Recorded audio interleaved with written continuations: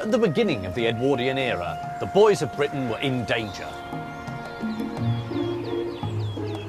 Unhealthy, unmotivated, and under bad influences. They were in trouble and needed help. Many feared that if they didn't get it, the nation's morality would be fatally undermined, and the empire would rapidly decline and fall. Salvation came in the unlikely shape of a book. It was written by a war hero, but was a manual for peace. It aimed to mould men, but celebrated being a boy. It influenced the lives of millions and introduced a code of common values around the globe.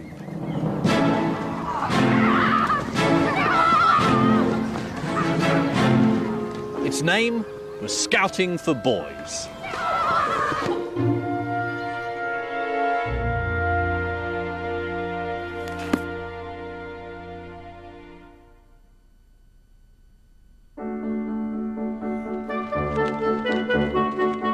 The Scouts are a British institution, so much part of the national consciousness that we imagine they've been going forever. But actually, Scouting didn't win over the nation's affections gradually. It was an overnight sensation. It all began in 1908 with a best-selling handbook. In the 20th century, only the Bible, the Quran and the thoughts of Chairman Mao sold more copies than Scouting for Boys. How to make buttons out of bootlaces. How to fly Britain's flag. The boy who apes the man by smoking will never be much good. The book is definitely not the expression of a systematic ideology. Instead, it's a ragbag of disparate ideas held together only by the personality and experiences of one man, Scouting's maverick founder and Boer War hero, Robert Baden-Powell. He's pro-British Empire, but anti-men with waxed moustaches. And he's completely obsessed by boots. It is surprising how much meaning you can read from the boot. To wear your heels down on the outside means that you're a man of imagination and lover of adventure. But heels worn down on the inside signify weakness and indecision of character. He may have had some peculiar ideas, but Baden-Powell was also very charismatic. Hello, you boy in the corner there. You ought to be a Boy Scout. You're a fine-looking fella, and I know you'd make a jolly good backwoodsman by the look of you. You're ugly enough anyway. Actually, I was never in the Boy Scouts. I think at that age I was probably too busy making jokes about Baden-Powell scouting for boys. Is he? Naughty old Baden-Powell. Not realising that that wasn't a very new joke, and that it's always been easy to laugh at Baden-Powell and at the Scouts, and it's become something of a national tradition to do exactly that. But I found rereading Scouting for Boys, it is an extraordinary book.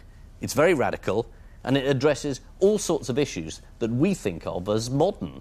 Citizenship, what to do with disaffected youth, social responsibility.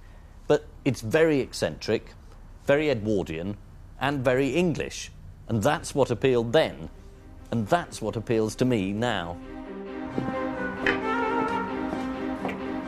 To try and get the measure of the man behind the movement, I'm off to see the current Lord Baden-Powell.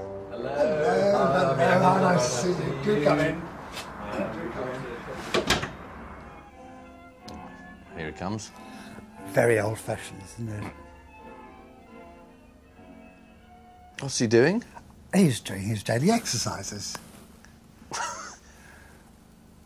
I mean, there's no question he was quite a nutcase, really, in some ways. Throughout his life, he'd always got this thing that he had to keep himself up to scratch, as he called it. And he was quite preoccupied about personal health all the time.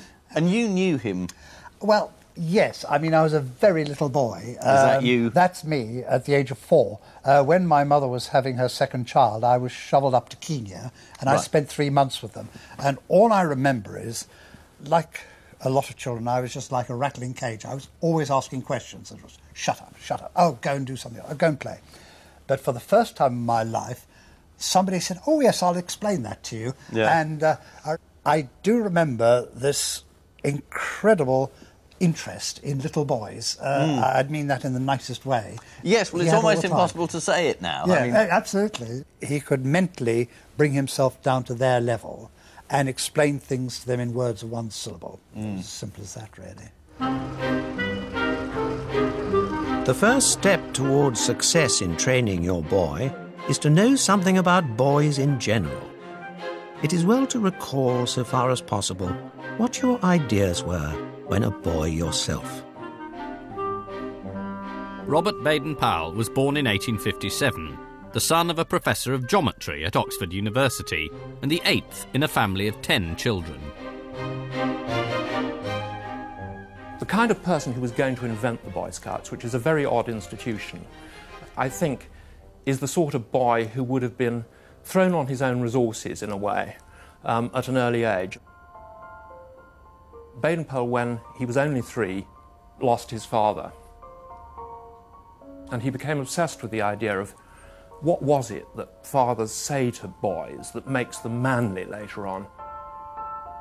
His widowed mother was, however, pushy enough to get him the best available training as a man.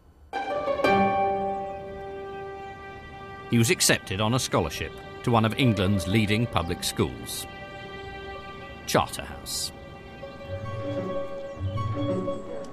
Life here offered Baden-Powell a wealth of new experiences. Most of them, however, well away from the classroom. Outside the school walls was the copse. It was here I used to imagine myself a backwoodsman, trapper and scout. I used to creep about warily, looking for signs and getting close-up observation of rabbits, squirrels, rats and birds.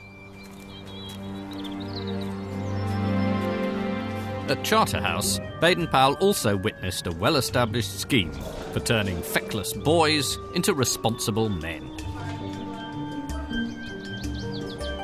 Baden-Powell was influenced by the prefect system here, but it's not called prefects, is it? It's a monitorial system. A monitorial system, right. Yeah. So tell me, what is your role? What do you do? It's our duty to almost act as quasi-teachers when teachers aren't there. So it's our job to look after children and make sure that they're feeling comfortable within the school. We don't look at ourselves as policemen, we look at ourselves as carers. Right, that sounds a very, very thought-through line. Have you said it before? I've never said that before. In the Scouts, Baden-Powell would transform prefects into patrol leaders. Give full responsibility and show full confidence in your patrol leaders. Expect a great deal from them, and you will get it. The whole ulterior object of this scheme is to form character in the boys, to make them manly, good citizens. Baden-Powell would devise other ways to introduce the public school ethos into the Scouts. England's young gentlemen had long been taught that good sportsmanship was not just for the playing field, it was an attitude for the whole of life. The sentiment was expressed in a popular poem, Vitae Lampada, by Henry Newbolt. Scouting for Boys gives instructions for acting it out in a show.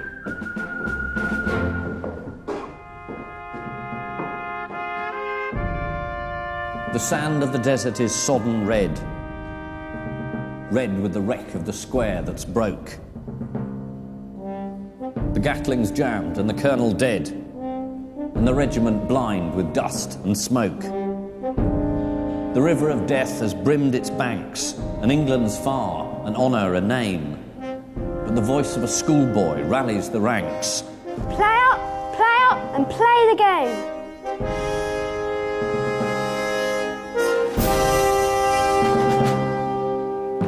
It's the ultimate Victorian public school poem, the equation of playing field and battlefield. The Empire is a great game, all wrapped up in a sentimental hymn to decent, understated patriotism.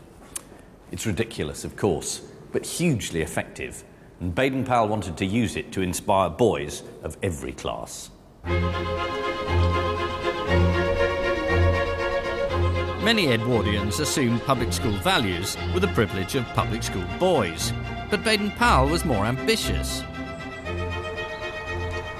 Baden-Powell wanted Scouting to cross the traditional class divides, which he called artificial anyway. His vision was not just for boys from the cloister, but boys from the inner cities. The 4th Scout law states that a Scout is a friend to all, and underneath that it says in big letters, a Scout must never be a snob. For a man of his class, Baden-Powell's insistence that all Scouts were equals may have been surprising, but it was genuine. At this time, cricketers at Lord's went in through different entrances, players and gentlemen, and it's not cricket, is a phrase which denotes everything that we'd like to think is British fairness. But society in Edwardian England was anything but fair, and he had a pretty good gut feeling that that was so. At the same time, he was frightened by the Labour Party. So he had these two sort of almost schizophrenic, opposite ideas motivating him.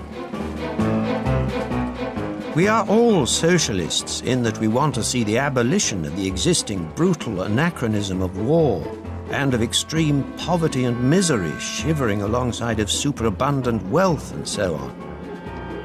But we do not quite agree as to how it is to be brought about. Baden-Powell was very worried by what he called professional agitators going around stirring up trouble. He writes, "There are a lot of men who go howling about their rights, who've never done anything to earn any rights. Do your duty first, and you'll get your rights afterwards." I was once accused of mistrusting men with waxed moustaches. Well, so to a certain extent I do. It often means vanity, and sometimes drink.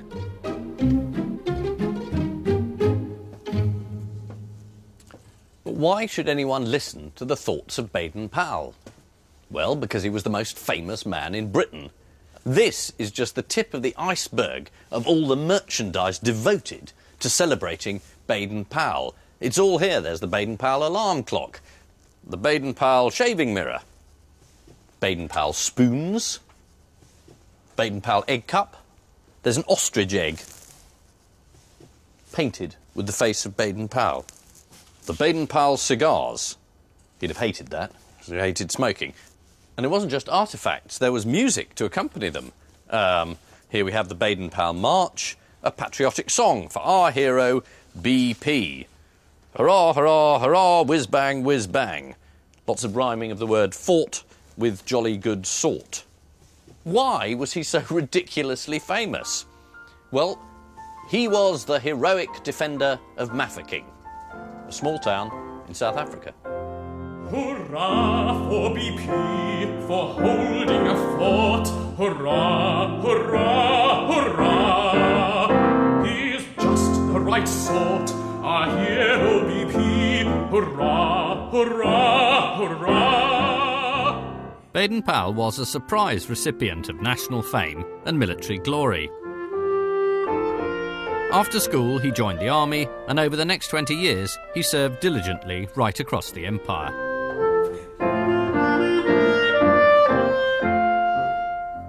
He was never a standard-issue military man.